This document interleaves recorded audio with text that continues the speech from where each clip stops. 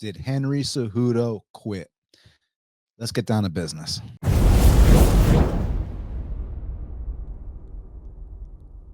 Welcome back to Half the Battle. I'm your host, as always, Daniel Levy. And UFC Seattle just wrapped up. Song Yadong defeated Henry Cejudo via technical decision in the main event. The big question is, did Henry Cejudo quit? Did the ref do the right job? Should it have been a no contest, a DQ? Should there have been a point deduction? There's a lot to discuss. And I think I have a good understanding of what happened. So let's get into it. So first of all, the fight went down and we got to see 3 full rounds of action, and Song Yadong outstruck Henry Cejudo every single round, according to the numbers, according to the eye test.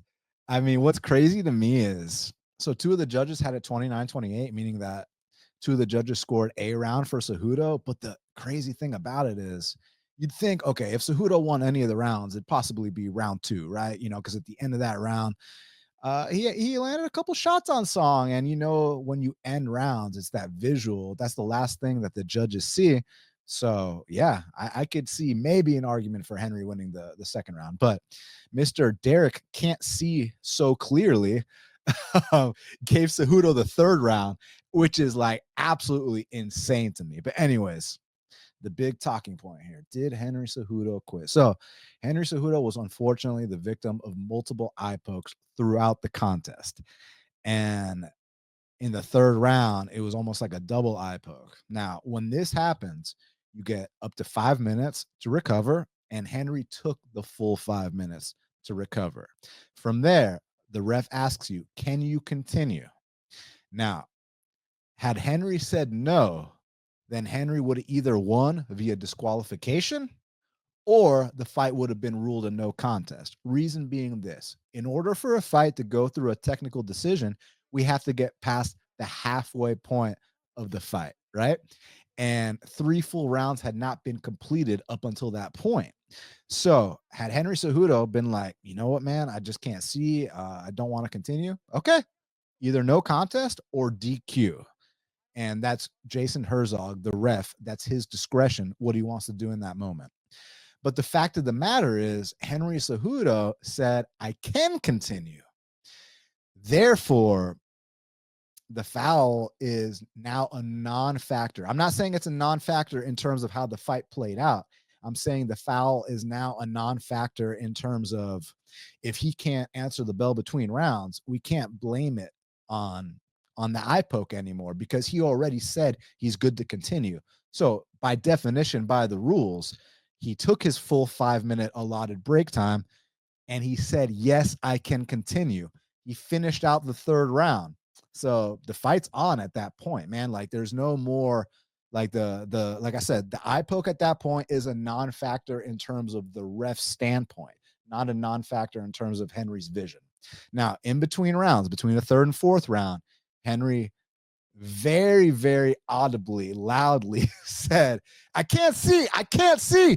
And I think he kind of went out of his way to make sure that not just his coaches heard that, but that everyone around the world heard that, because Henry Cejudo is such a veteran competitor. And I'm not just talking about in the UFC. It's not just the fact that he won belts in 2 different weight classes and defended both of them, by the way.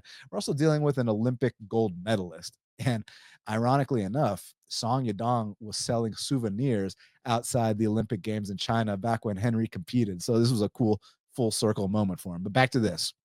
I see other fighters dealing with ailments, but they're not being fucking loud about it. They're kind of like bringing their coach in, kind of huddle, like, hey man, like, I can't see. Or remember when GSP in round 3 of the Thiago Alves fight at UFC 100, right? He tells Greg Jackson, I don't care. I don't care, George. Hit him with your groin. You got my mentality? Hit him with it. You know what I'm saying? So here's the thing. I completely believe Cejudo when he says that he was having issues seeing. I get it. I mean, that eye poke was serious. No one's downplaying that eye poke at all. But here's what I'm going to say to you right now, right here, right now, on Half the Battle. I'm going to look you straight in your eye. This is what I'm going to tell you.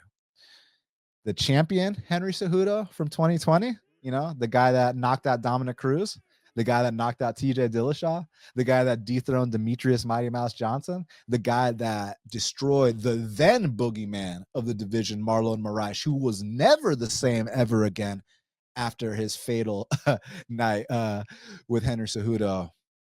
I guarantee you this, that Henry Cejudo would have 100% answered the bell between rounds. That Henry Cejudo has the mentality of, I'm willing to die in there. You know, and on that topic, because I know you don't want to see anyone die, right? But I'm just speaking more about the warrior mentality. So if you go watch the Alonzo Menafield fight that he just had with that kid Julius Walker, it was on the same card on UFC Seattle. They end up winning the fight of the night, and like, I've never seen Menafield so gassed. You knew he had to dig deep in there. So at the post-fight press conference, James Lynch, great reporter, friend of the show, he asked Alonzo Menafield a question about, you know, the fatigue and whatnot. And you know what Alonzo Menafield said to him? He put on a straight face and he said, I'll die for this, you know? So it is what it is. And people are like, do you mean it? I fucking mean it. I can tell. Intense stare there. And that's just the mindset of guys that this is their everything. And the thing with Cejudo is he don't need this shit no more. There's a reason he retired in 2020. He retired in 2020 on top of the world, 2 belts, defended both of them. What else is there to accomplish? Plus the Olympic gold medal, you know, from back in the day. Like, dude, you went out on top, but these guys never know when to say when. And although Dana said it was the worst retirement he's ever seen, because the guy definitely had a few more prime years left in him, he comes back 3 years later and loses a very close decision to Aljamain Sterling, where I feel like had he not taken those 3 years off, he probably would have beat Sterling, you know? So, and then the Merab fight, what happened. Henry didn't look his best, but Merab's the champ, no big deal. But the bottom line is Henry even hungry anymore? Like, look, Henry is a dog. Like, the fact that, look, although he clearly lost this fight against Song, the fact that he had the kind of moments he had against Song, like, it was like, dude, when he decided to let his hands go, it was like, damn, Henry. Like, you know, I think Henry can still beat some guys, even in the top 15. Like, you give me Henry against Kyler Phillips, I got Henry Cejudo. You give me Henry against Rob Font, I got Henry Cejudo to this day. To quote Deontay Wilder, to this day. To this day. To this day. But here's the thing, guys. When you're actually dealing with the real top 5 guys, these guys that can potentially one day be a threat to the belt, like Song Yadong, these guys have a mindset where, like I said, with Alonzo Menafield, they're willing to die in there. It doesn't matter if I can't see. It doesn't matter if my knee is torn, if my groin is torn, if I pop my shoulder, my finger. That doesn't matter. Like, these guys are willing to go to the bitter end. And Henry Cejudo is 100% a guy that in his prime was willing to go to the bitter end. I mean, look at the Demetrius Mighty Mouse Johnson fight where he dethroned him.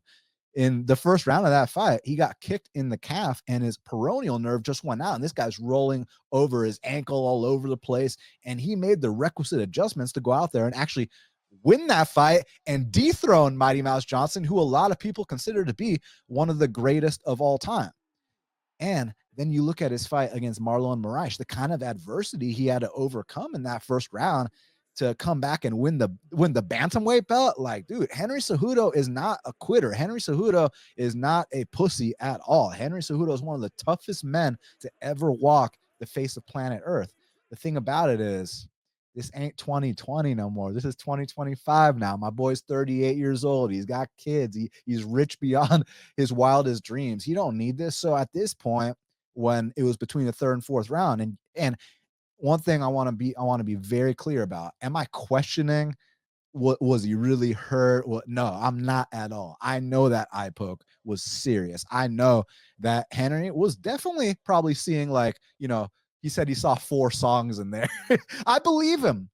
But I also believe that Henry Cejudo in his prime, truly locked in his top form, would have been like, fuck it, I'm gonna throw punches at all 4 of them and hope for the best, you know, because that's what that guy was willing to do. Those were the lengths he was willing to go in his prime. And now I feel like, you know, dude, you don't need this shit no more, man. You have a beautiful wife, you have beautiful kids, you're rich. Like, take your 6 figures, go home, pass the torch to Song Yadong, and, be on your way. If you want to retire, we support that decision. Your future awaits in the UFC Hall of Fame. But like I said, if you want to come back, I still think that Henry Cejudo can beat the Rob Fonts, the Kyler Phillips, et cetera, of the world. But so the big question coming into this was, did Henry Cejudo quit? It really hurts my feelings to say this about an Olympic gold medalist, a UFC double champ. But the fact of the matter is this, guys. He 100% would have answered the bell in his prime, in his championship days, on the come up when he was younger. No questions asked. And I think that he realized he was outmatched in this fight. Father Time is undefeated. Song Yadong was piecing him up. And the way that fight was trending, it wouldn't have ended well. Obviously, none of us are fortune tellers. Who knows? Maybe Cejudo would have had the most monumental comeback anyone's ever seen in their life. But I think that we all know by the eye test. I think that Henry Cejudo knows based off what he felt in there. I think the odds makers know based off what the live odds were that Henry Cejudo was not going to come back in that fight, and it was all downhill from there. So I actually do think Henry Cejudo made the right call in terms of, hey, this time, look, you lost the decision instead of getting brutally knocked out in the 4th and 5th, or potentially taking unnecessary damage and prolonged damage in the championship rounds against such a heavy hitter and a very composed and mature Song Yadong. Like we talked about on the breakdown, Song Yadong, yeah, he might be 26 years old, but he ain't one of these kids who's 5-0 and this was his first big step up in competition. No, this is a guy who's been paying his dues for a very long time, has more UFC fights than Henry Cejudo, been in there with multiple top 5 guys, former champ. So he was ready to rise to the occasion, and that's exactly what he did. Now, as far as them running it back, look, I love what Dana said. Dana said, Not at all. Not at all? Okay. Not even a little bit. Why is that? I just don't want to see it again. Okay. Do you? No, I thought it was a good fight leading up. It You want to see it again? We should probably do it in a couple months. and some of the reporters were kind of like, playing dumb a bit when they were talking to Dana about certain things. But like, I like how Dana kept it a buck. Dana didn't go off on Henry like he would have in the past. In the past, I feel like he would have really ripped into Henry there. These guys are all crying about their injuries. They've been whining about how hard this is, and then they quit. It makes me sick. I think that Dana's kind of toned it down a bit. And Dana was like, I don't want to say what I think, basically. But I think we all know what he thought. And what he thought was that Henry could have continued. I mean, look, he could have continued compromised, but he still could have continued, and he would have continued back in the day. So yeah, conclusion, Father Time is undefeated, and I'm glad that Henry didn't take any unnecessary further prolonged damage. So he did the right thing. Now, will he come back or not? That remains to be seen, because when I talk about things like, oh, Henry could still beat a Rob Font, Henry could still beat a Kyler Phillips, like, but does Henry want to compete against these guys? Because when you think about a guy with the competitive nature of Henry Cejudo, shouldn't it be like championship or bust? But that being said, he didn't have that championship or bust mentality Saturday night in Seattle, because if this guy was truly still hungry for the belt, he would have answered the bell between rounds. Because like I said, back to the Alonzo Menafield quote, I'm willing to die for this, right? And I know in the past, Cejudo would be willing to die for this. So now the question is, where does Cejudo go from here? And the thing about it is, do we go the Shogun route? You know how Shogun, once it was pretty evident that Shogun couldn't compete at the top anymore, then he started taking fights against guys that were nowhere near the top of the division, like Ovin St. Preux, like Ihor Potieria, et cetera, right? And Aldo, man, it's amazing what Aldo's done, because like Aldo's one of these guys where he retired, came back, still wants to win a belt, and is still having competitive fights with real guys.